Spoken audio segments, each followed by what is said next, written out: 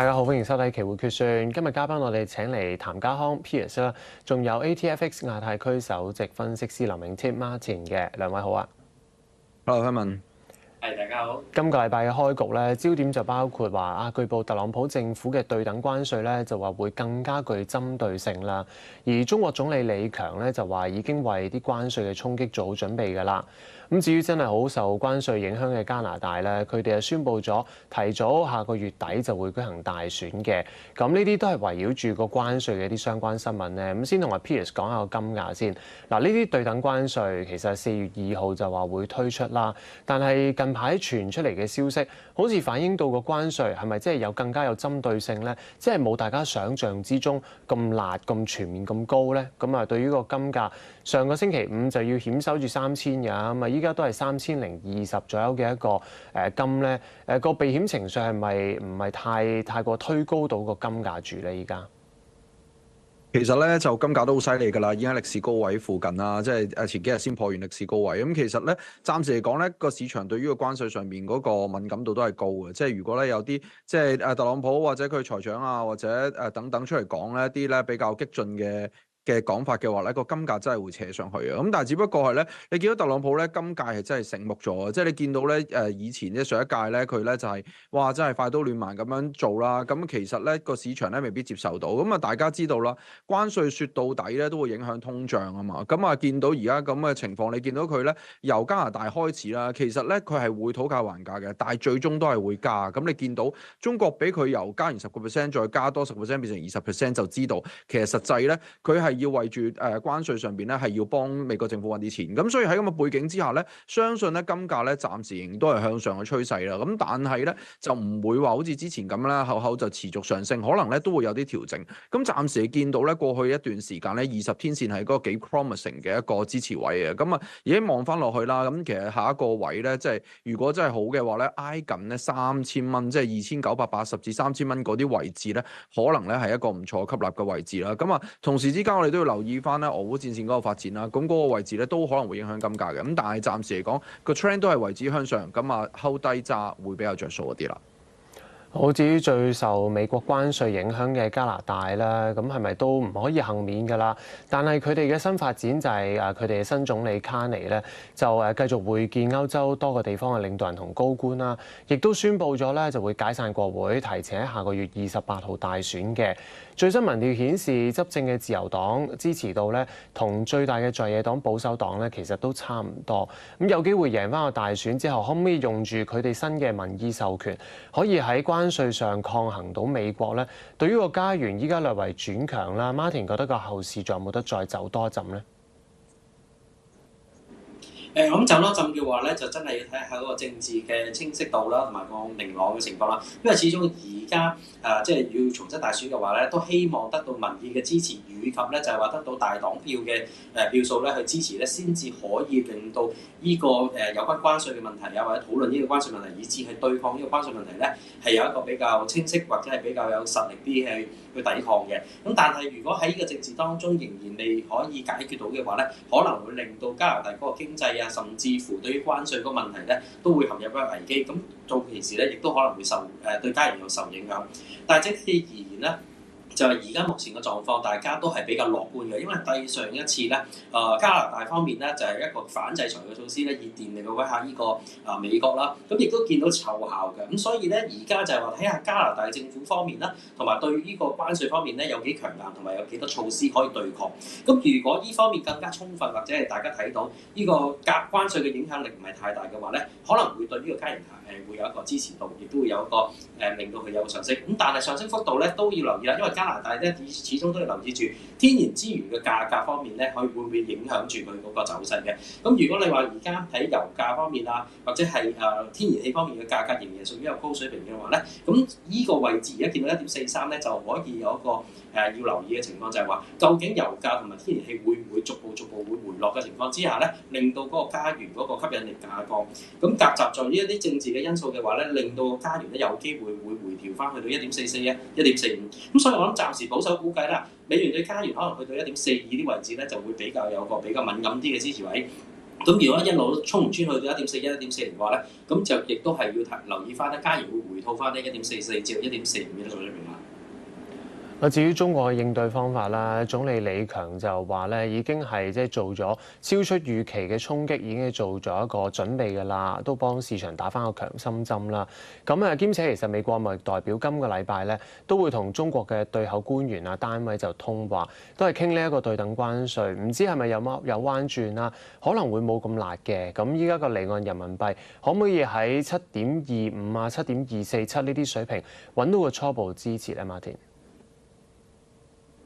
我諗基本上都可以嘅，因為其實佢呢度咧就係中國面對過第一次特朗普嘅一個關稅問題啦，同埋一啲貿易戰嘅問題啦。咁其實喺今次裏邊咧，大家都知道點樣應對同埋處理嘅方法，甚至乎而家就係睇下佢有冇一啲新招去拖延咗或者係加重咗呢個中國嗰個關稅嘅負擔或者貿易嘅負擔。咁所以暫時嚟講咧，市場對於中國去抗衡呢個關稅嘅問題啦，同埋呢個貿易戰問題咧，都會比較樂觀嘅。咁爭在就係話而家究竟就係話幾時推出嘅同時就話中國會唔會做一啲反制裁嘅措施去抗衡？咁如果係一個表現比較溫和嘅情況，見到可能中國可能損害性會比較大啲嘅話咧，咁令到人民幣都會偏弱少少㗎。因為畢竟咧，我哋而家就係撇開咗關稅問題咧，其實中國亦都係積極咧，就係話處理一啲內需同埋國策嘅問題啦。咁所以呢一方面咧，我諗大家都會預期咧，中國經濟未必會好似過往咁樣有一個弱勢嘅，反而就係話可能有個主導性嘅情況咧，令到佢嗰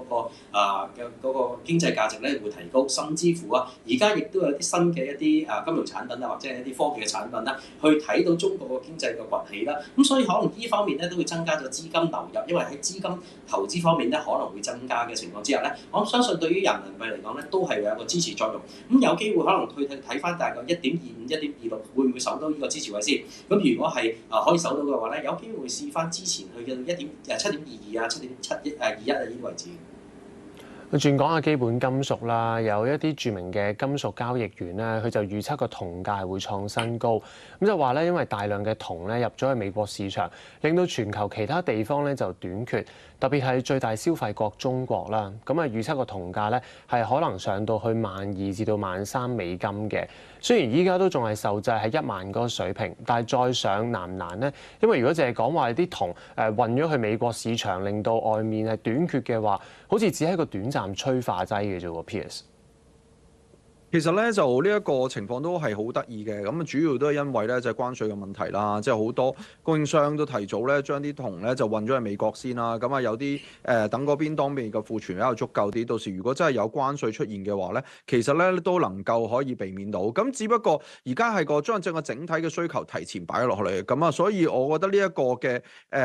嘅支持力度咧，其實就去到咩時間咧？就去到對等關稅 implement 嘅時候，究竟個情況會係點啦？咁值得留意一段時間咧，就係咧而家銅價咧個表現咧，過去一段時間咧，我哋睇翻同中國個經濟嗰個敏感度係好高嘅，即係中國嘅製造業好嘅時間咧，銅價自然好啦。咁大家都好易理解，因為作為中國咧全球最大嘅生產國啦，咁需要用銅自然係最多，咁所以咧經濟活動就有呢個影響。咁但係近呢段時間咧就有個差異喺度咯。而我覺得咧最終都係會收窄翻嘅。咁畢竟咧呢個基本金屬都要靠呢一個實際需求帶動啦。咁喺呢個背景之下咧，我覺得咧其實個銅價近期嘅升浪會持續一段時間啦。咁但係咧，我覺得今年下半年嘅時間應該會比較淡啲。咁畢竟上面製造業上邊，如果咧關稅繼續持續咧，對於中國嘅影響都夠大嘅時候咧，其實咧個銅價都係會弱啲。咁所以暫時你話上咗12,000嘅話，都係有機會嘅。咁但係我偏向咧都係喺高位做淡啊，比較好啲啦。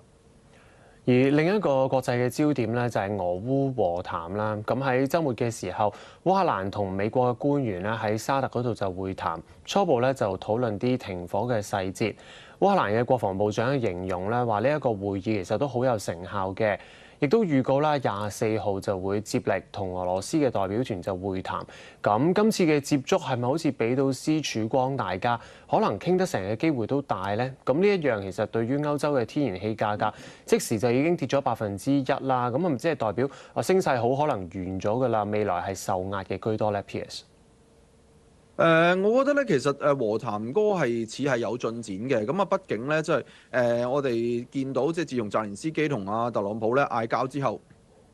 咁啊，其實咧之後咧，唔同嘅官員去翻咧烏克蘭上邊咧，都係有明顯嘅一個推進啦。咁但係咧就留意一點啦，其實咧暫時咧個和談上邊咧，其實大家即係市場上邊普遍都認為係應該會就地停火啦。咁就以即係土地互換或者咁樣嘅條件咧，就作為談判。咁但係最近見到戰線嘅消息嚟講咧，就見到俄羅斯咧係非常之好啦，即係喺庫爾斯克咧收復失地嘅情況咧做得非常之好。咁反而烏克蘭咧感覺而家新聞報翻出嚟個戰況都係比較差啲，咁啊相信咧烏克蘭咧需要停戰嘅需求就會大啲啦，咁啊個有利方咧就喺俄羅斯上邊啦，咁但係喺咁嘅背景之後，特朗普喺個談判上邊究竟會係點樣去處理天然氣咧？咁啊大家知道啦，特朗普咧喺呢一個任期即係選舉已經講到話要 drill baby drill， 去泵多啲天然氣，甚至話要歐洲都要買天然氣噶嘛，咁所以咧其實天然氣價格嘅下跌會唔會就係因為咧嚟緊咧如果和談成功，某程度上即係歐洲可能咧係需要買多啲美國嘅天然氣，而咧買少啲歐洲嘅天然氣。咁見到個趨勢上邊，你睇緊平均線啦，咁啊美國天然氣咧啲線嘅走勢啦 ，price action 上面的而且確比烏克蘭好啲。咁所以我覺得咧天然氣價格咧除咗呢一個停止因素啦，同埋嚟緊佢對關稅嘅影響之下咧，我相信美國天然氣會做得好啲，而歐洲天然氣咧應該會比較走弱一啲啦。